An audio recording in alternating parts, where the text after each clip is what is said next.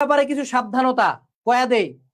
আগামী অক্টোবর এবং নভেম্বর মাসে হঠাৎ করে সব এডটেক ভাইয়াদের মনে হবে, আহা আমার 27 ব্যাচ, ও তোমাদের কত মিস করছে, মারুফ বুকে আয়, তুই আয় মারুফ, বুকে আয়, 27 ব্যাচ তুই বুকে আয়, তোমরা আমার এফআরবি তে চলে আসো, আমার সিআরপি তে চলে আসো, আমার এফআরসি তে চলে আসো, আমার পাওয়ার প্লে তে চলে আসো, আয় আয় বাবা আয়, তোদেরকে কত মিস করছিস।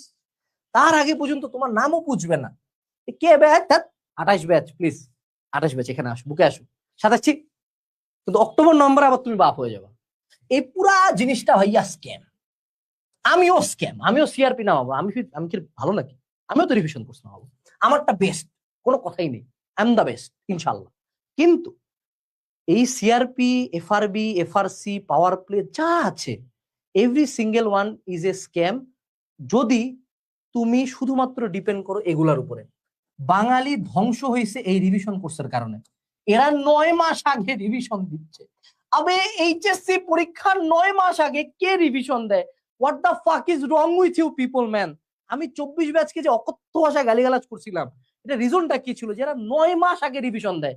দেখ 26 ব্যাচও কি এগুলা কোর্সই করে নাই? এরা যে মারা খায় মানে রাজপথে, ভাই একটা ব্যাচ কোশ্চেন কঠিন হওয়ার কারণে আন্দোলন শুরু করে দিছে। তুই বুঝ, তুই বুঝ, তাহলে এরা কি রিভিশন দিয়ে কি লাভ পাইলো?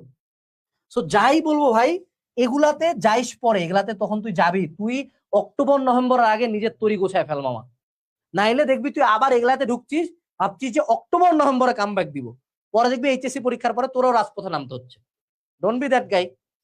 আর যাদের পড়া মনে থাকে না, প্রথম শর্ত, অন্য কারো নোট পড়বো না, এআই এর নোট পড়বো না। 2, সামারাইজিং নোট। মান ভাই ভাইয়া সামারাইজিং নোট কি ভাইয়া? আসলে তো valid question. Summarising note is a note যেখানে ক্লাসের ইন্টারেস্টিং টপিক, কঠিন টপিক, আমি যা বুঝি না টপিক, টিচারের করতে দাও ম্যাথ, আমি নোট করি। মানে ক্লাসের সব আমি তুলবো না, শুধুমাত্র আমার যা মনে ভালো চায় তাহাই আমি নোট করব। এই নোটের মূল কাজ হইল আমার চোখ যে ইনপুটটা নিচ্ছে, আমার কান যে ইনপুটটা নিচ্ছে, আমার ব্রেনকে দিয়ে সেগুলো প্রসেস করে আমার হাত দিয়ে আউটপুটটা খাতার মধ্যে দেওয়া।